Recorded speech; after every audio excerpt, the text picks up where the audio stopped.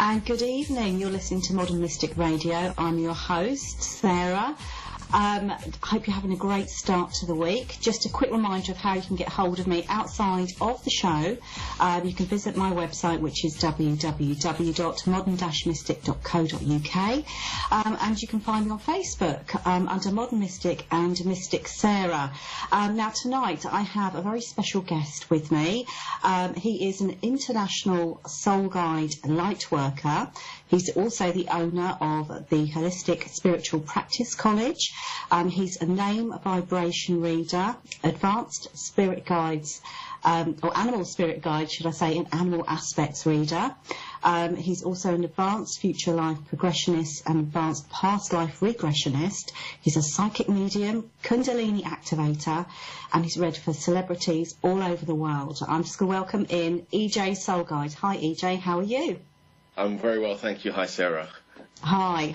Thank you very much for coming on to the show tonight. No problem. My pleasure. Now, I'm going to get straight in there. What is a soul guide worker? Right. So a soul guide worker, most people say stuff of, when you have a human being having a spiritual experience. I don't believe you're actually having a spiritual experience. My work has taken me to realize that we're actually having a soul experience, because the spirit is the avatar of the soul, and the human body is the avatar of the spirit. The human body exists in a third dimension. It's like a satellite.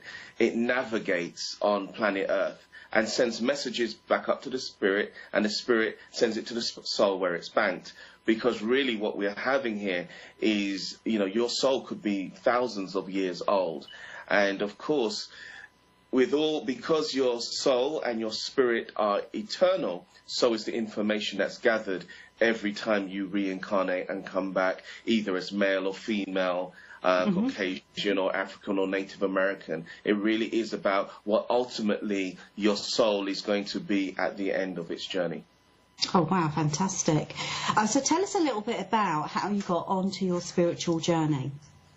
Wow, that's kind of really, really interesting. I've always been spiritual. Ironically, I never actually knew I was. I used to say a lot of stuff, and I didn't know where the information necessary. It was more insightful, but it made a lot of sense. And my mother, she also she's passed on, was very spiritual. And she passed away, and a year after she passed away, things started opening up for me. It was just like an explosion. I would have a conversation with an individual, and suddenly I started seeing things and knowing things and feeling things and connecting, and it was really weird. It was really weird, because in my 20s, I used to have involuntary arm movements, especially when it was time to sleep. And I didn't know what that was. And I had, my arms were flailing all over the place, hitting myself in the chest, and I was freaking out. And at the time, I didn't know anything about psychics or mediums or anything, and there was nobody, not even my parents, could tell me what exactly was going on. It eventually stopped. It was only years and years later when someone said to me, what was happening is that spirit was attempting to connect to you. And, with most people, when that connection is happening, if you've only ever relied on your five senses, then this is really weird stuff. When the sixth sense kicks in, the third eye opens up, and you're going, am I losing my mind? And you can't tell anybody, because everybody knows, as far as you're concerned, you're normal, like all your other friends.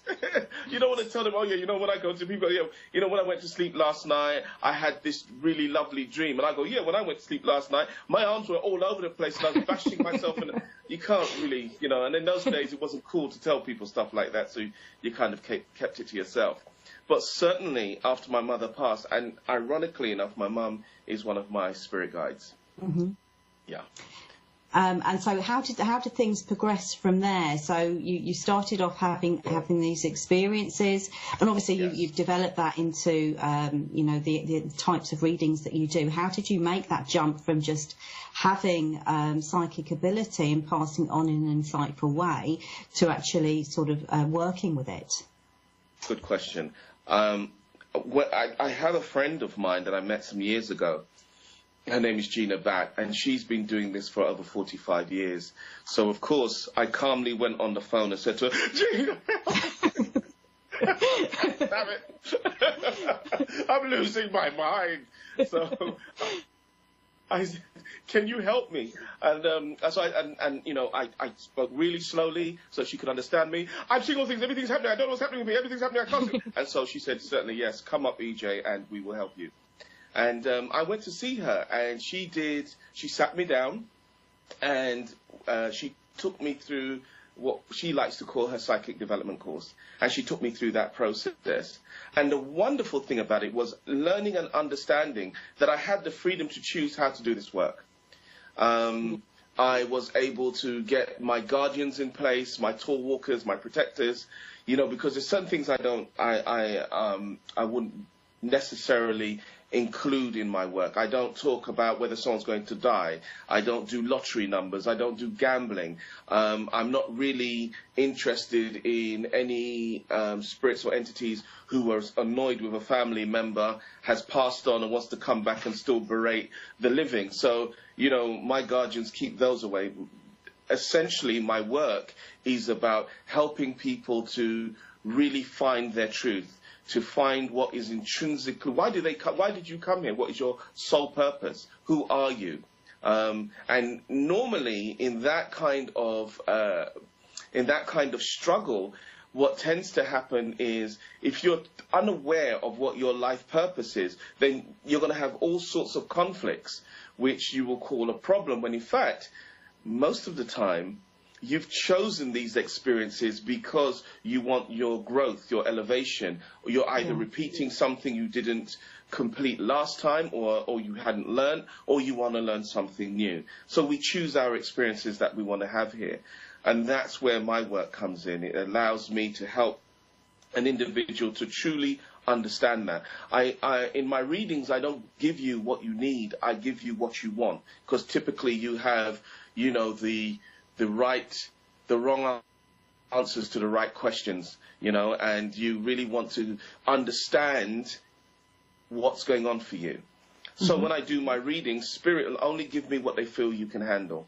They will only give me what, is my boyfriend going to come back? Is my girlfriend going to come back? And Spirit might be saying, have you worked on yourself?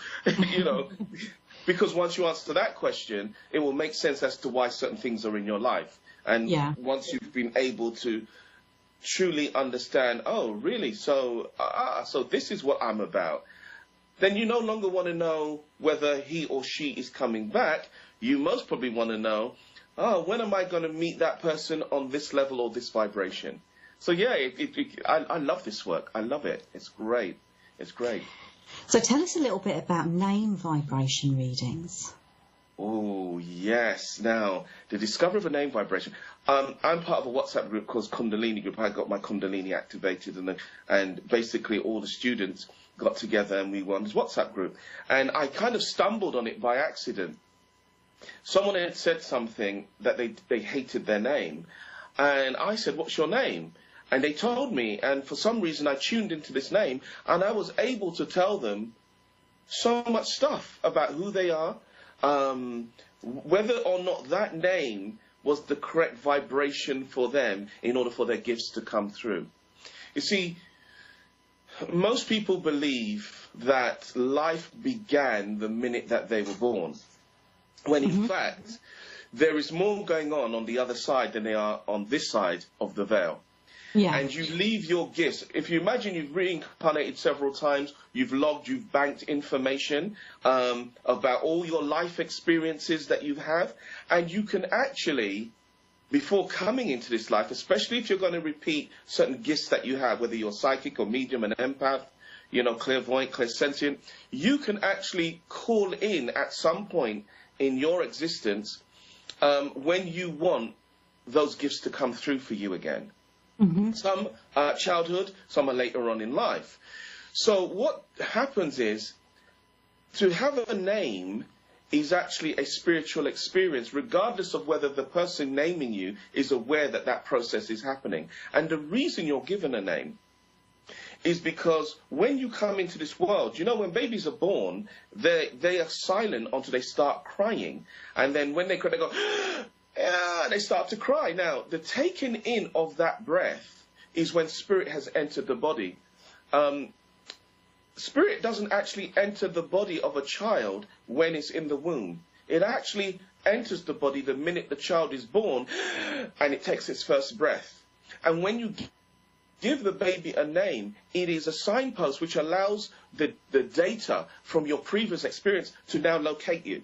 And it will start to download into the child. This is why, if you take an example of a Michael Jackson when he was 6 years old and he was dancing and singing, people say, this is like someone who's been here before. Well, of course, he had been here before. And he had those gifts before, and they'd come in at an earlier age. So the name vibration is very, very important. Some people have lots of names, and having lots of names can create challenges, because if your names or different names are vibrating on different frequencies, then the blessings that come to you become dissipated. So, for instance, I'm EJ Soul Guide. Because I'm EJ Soul Guide, and my other name on my birth certificate is John. But John has a very low vibration for me. If I decide to call myself John, it will be unlikely that I'll be able to do this work. But with EJ Soul Guide, definitely the energy comes to me with that name. So while I was on this WhatsApp group, I looked at the name and I started to get certain vibrations. And then what started to turn up was animals. And I was going, wow. I was like, oh, what's this? And I said to a young lady, I said, yeah, I get that you're an eagle. Eagle is a magical bird. It's a bird which indicates that you have special gifts. It's like if you had the dragon. And the eagle allows you to do many things spiritually. And she said, hold on there, EJ. And she sent me a WhatsApp picture of her bedspread that had a brown eagle on it. And so, wow. So your animal spirit guides show up. A maximum about 7. You can have a lot, but you'll end up being schizophrenic, because these animal spirit guides represent who you are right now. And you know, so for instance, I love hugging. I'm a hugger.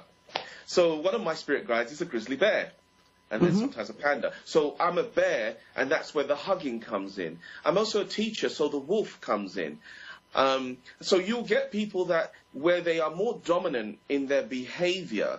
That would represent a dominant animal spirit guide. Then the animal aspects. Now, the animal aspects, I had to be really careful how I couch this, because what I found was that people started to focus on the animal aspects rather than the animal spirit guides. The animal aspects are possible shadow behavior, shadow self. So, for instance, let's take a tiger. Now, the tiger, if you have the tiger as your animal spirit guide, you're majestic, you are powerful, you are mesmerizing. I mean, if a tiger walks into the room, you'll notice it, right? Yeah. If a tiger's leaving the room, you'll notice it. So if you've got, if you're like a Sean Connery, he's definitely a tiger, right? So you will know when this tiger comes in, and tiger also represents success. The aspect of a tiger is, if you got into argument with someone who had the power of a tiger, they will tear you to pieces in an argument. You know, they could be destructive in that way. Now, that's not to suggest that I just think because I might have a bit of tiger in me. Yeah. I have a tabby cat. I leave it with that, yeah. So, you know, it's not that necessarily that means, oh, just because you're a tiger, therefore you're going to rip people to pieces. It is also contextual. So if in the context of somebody, you know, it's like don't poke the bear, basically. You know, bears are lovely. I did a picture, I kind of did an Instagram on a bear, and I said, if you look at this picture and you think this is a cuddly toy, then you've got some problems. So, you know, you don't poke the bear. Don't antagonize somebody who is that kind of person, because they will defend themselves. So, people who are penguins. Now, penguins are lovely. Penguins represent relationships, committed relationships, people who are together, who want to be together for the whole of their lives. or existence. So they want to have a long relationship with each other. And generally, they see the world in black and white. If you had, if your penguin was a baby penguin, and it's great, that means you see a lot of grey areas, and it's about maturity. If you're a female penguin, then you're normally in charge, and you will just leave the home whenever you want to and come back and not necessarily give any explanation as to why you've left. But certainly, these are the kinds of energy that flows with animal spirit guides and animal aspects and name vibration reading. I did a name vibration reading, and it was astonishing what came through. Interestingly enough, they were a group of people who lived in the United States. And it turned out that as I was doing this name vibration reading, what it allows me to do is see who you were before you came here, depending on the reading. And some of them, I saw who they were before they came here. I saw why they came here. Someone gave me their name, and I said, yeah, I'm not getting anything from this. Do you have another name? Is this a double? They go, how did you know that? I said, well, I get the energy that there's two names. The minute they gave me the second name, boom, it all started coming through. And I ended up connecting to their spirit guides. And in some cases, they're gods. And I did this once with a lady. Normally it takes me 3 hours to 3 days, depending on the energy. And for 8 days, I couldn't do anything. I just couldn't get through. And when I eventually got through, her guides had told me that they were preparing me for what was to come, which I had no idea. And as I started scribing and writing, because I scribe when I start, because I'm a channeler, so I started channeling all this information, then this huge, powerful Native American sky god came through. And I was almost blasted off my seat. It was incredible. It was an incredible experience. And it was kind of funny because after I finished and sent off a name vibration reading, all I got was this giggling coming back going, yeah. She was like, yeah. Oh, you met him, did you? I said, yes, I did. Thanks for the warning. We have our first caller ready. This is Tammy in Kalamazoo, Michigan. Tammy, are you there? Yes, hi. Hi, I'm Hello, going to put you straight through to EJ. Do you have a question for EJ? Well, it's kind of just seeing what he could pick up. Oh, wow. Okay. Hello, Tammy. Right, so I'm a permission-based reader, so do I have your permission to tap into your energy? Yes. Okay. Okay, what do we get?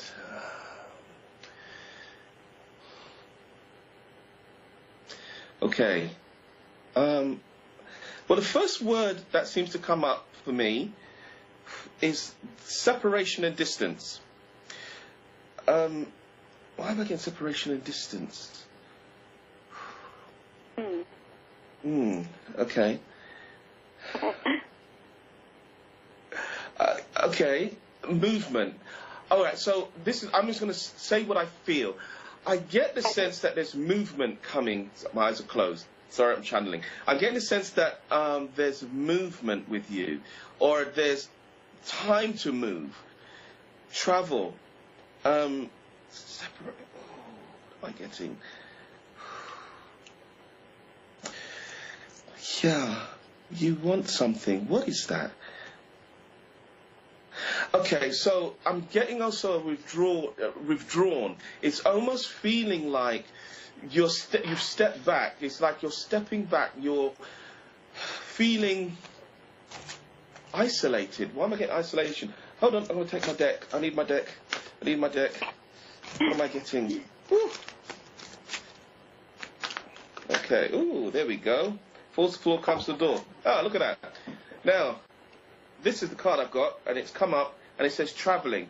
So I got movement. It's either that you've traveled a long distance or you've traveled a long... Normally when I get this card, it's sometimes an emotional card. Sometimes it's somebody who has really gone through the wars, or an emotional war, where they have typically had a really strenuous kind of experience. And it's mountainous. That's why it's got the mountains. And they're coming through the other side. Now, anytime I see this card, this tells me that they are, you're experiencing something that at the end of the day, you wish that you didn't go through this. But I'm getting that this is really important in part of who you want to be. I get, a tension and stress, having to always fight, having to always make the decisions, be in charge, taking care of things. And, I'm getting that you need to sit back or at least let someone take care of you. Right. What else am I getting? Okay. Wow. You're a warrior. I get the warrior energy with you. It's almost like a woman who's always having to take control and be in charge. And that kind of distance was like an escape. It's kind of trying to come out of these issues. It is. I get that you're going to need to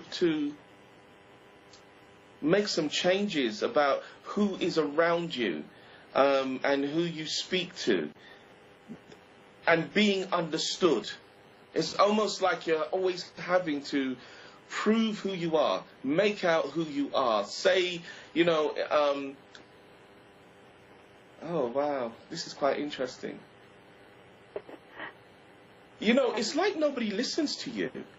I get the sense that you're not really listened to, but you're always right. I used to have this experience when I was, because I'm the youngest in my family when I was growing up, and I used to watch what everybody used to do, and I used to say stuff, and nobody ever listened to what I said until things happened, and suddenly you got, yeah, okay, well, he was right, but we will claim it for ourselves. You're very, I'm getting that you yourself, I won't be surprised if I get the sense you've got the gift, very clairvoyant, very spiritual, know stuff, yeah, I'm getting stuff, it's almost like you can do this work that I do, and do readings.